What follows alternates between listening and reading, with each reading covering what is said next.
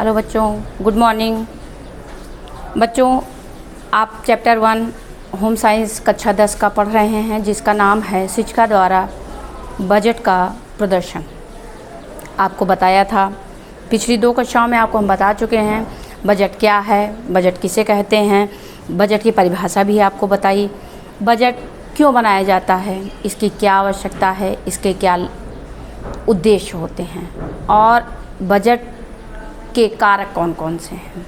आज आपको बताएंगे कारक कौन कौन से हैं, बजट के मुख्य मद कौन कौन से, यानी हम किन किन टॉपिक्स पर बजट बनाएंगे। अब आपको बताया था कल कि भोजन, वस्त्र, शिक्षा, मकान और अन्य यानी व्यक्तिगत जो खर्चे हैं, इन सब पर हम बजट बनाते हैं। अब बजट बनाने से एक गृहिणी को क्या लाभ होते हैं।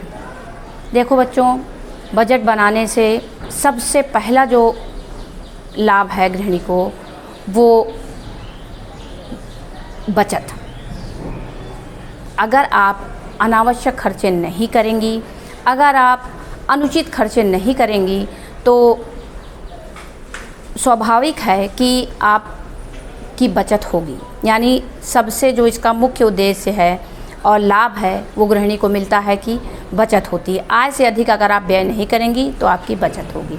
दूसरी चीज़, आवश्यकताओं के, अपने घर के सदस्यों की आवश्यकताओं का आपको ज्ञान रहेगा, तो घर में सहमति बनी रहेगी, कोई भी आपसे असंतुष्ट नहीं रहेगा, सभी आपसे संतुष्ट रहेंगे। क्योंकि जिन व्यक्तियों को, जिन लोगों को, आपके परिवार के जिन सदस्यों को जिस किसी भी चीज़ की ज़्यादा आवश्यकता है, आप उसको प्राथमिकता देंगी, आप उसको पहले उन चीज़ों को मुहैया कराएंगी, दिलाएंगी, तो आपके घर में संतोष बना रहेगा, कलह नहीं होगा, लड़ाई झगड़े नहीं होंगे, आपसी मतभेद नहीं होंगे।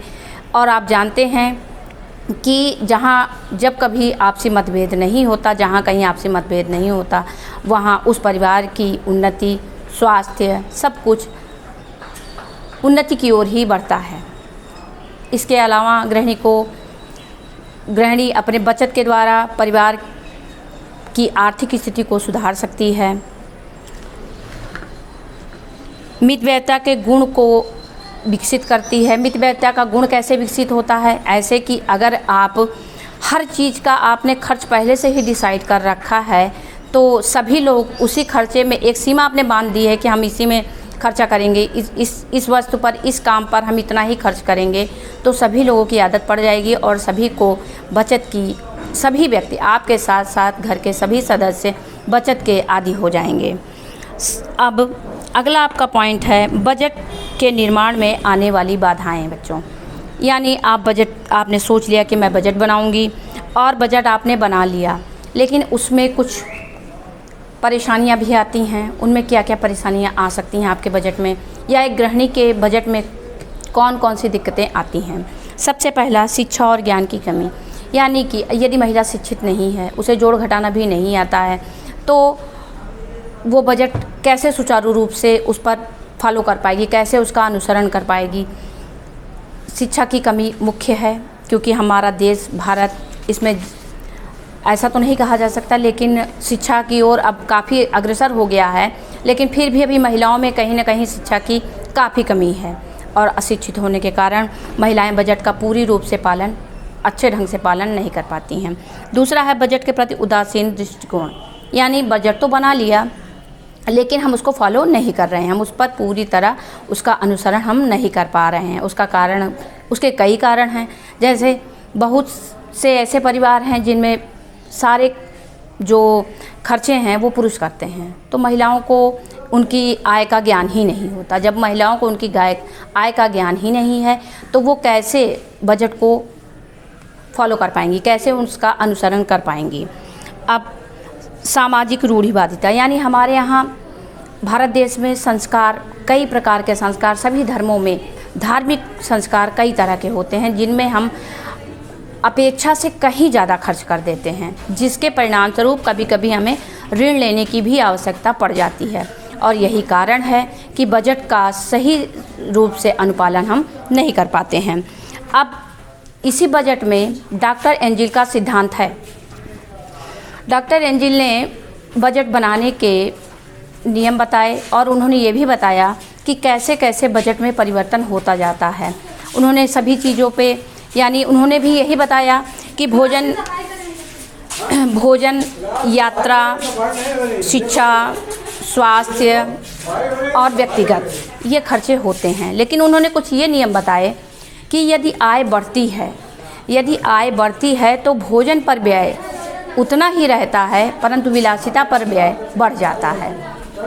इसके अतिरिक्त आय बढ़ने पर शिक्षा और मकान इन दोनों की उन्नति होती है, यानी इनमें हम परिवर्तन कर देते हैं, यानी हमारा स्तर और ऊंचा हो जाता है। लेकिन भोजन का जो खर्च है वो वही रहता है।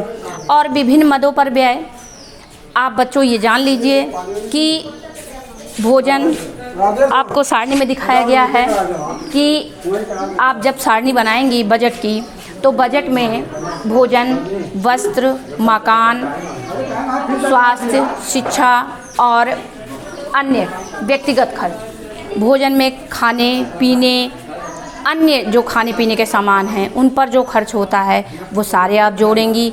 और उनमें ईंधन भी आएगा। आप गैस चूल्हे पे बनाती हैं तो गैस चूल्हे का, स्टोव पर बनाती हैं उसका, हीटर पे बनाती हैं उसका, इंडक्शन पर बनाती हैं उसका, ये सारे खर्चे भोजन के अंतर्गत जोड़े जाएंगे। इसके अतिरिक्त अब आती है बारी वस्त्र की। वस्त्र में जो भी यानी विद्यालय जाने के कपड़े हैं, पुरुषों के ऑफिस जाने के कपड़े हैं, या घर में जितने भी कपड़े यूज किए जाते हैं, चादर, तौलिया, पर्दे, वो सारे वस्त्रों के खर्चे इसके अंतर्गत आप जोड़ के लिखेंगी। अब नेक्स्ट है मकान। यदि आप किराए पर रहते हैं तो उसका वो खर्च, और यदि आपका अपना मकान है तो उसके मेंटेनेंस में, उसकी मरम्मत में, बिजली का बिल, वो सारे, उसके साज सज्जा में जो भी खर्च होता है वो सब आप इसमें लिखेंगे। अब अगला है पॉइंट बच्चों स्वास्थ्य। स्वास्थ्य में दवाइयाँ, डॉक्टर की फ़ीस, मंजन, साबुन, वो सारे खर्चे इसके अंतर्गत रखे जाएंगे। शिक्षा में स्कूल की फ़ीस, ट्यूशन की फ़ीस, बच्चों के कापी किताब के खर्च और अन्य खर्च मतलब जैसे बच्चे स्कूल जाते हैं तो उनकी जो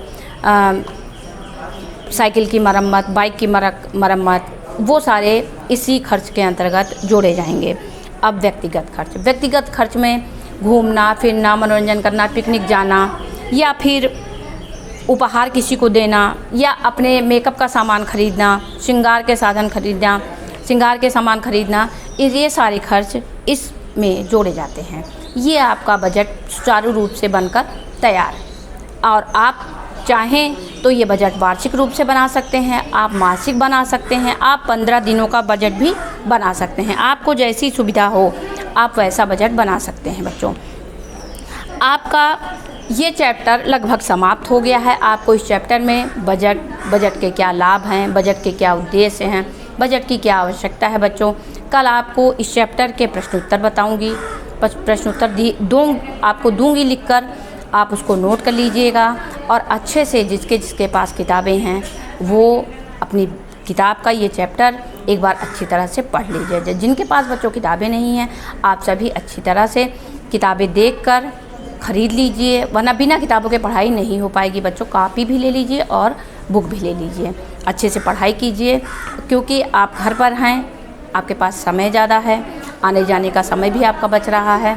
और जब तक आपकी क्लासेस नहीं चल रही हैं तब तक आप अच्छे से घर पर ही पढ़ाई कीजिए। हमारे वीडियो के माध्यम से आप सारी वीडियो देखिए, और जो भी आपको नहीं समझ में आ रहा है कमेंट में आप उसको लिखकर पूछ लीजिए कि हमको ये चीज़ समझ में नहीं आई है।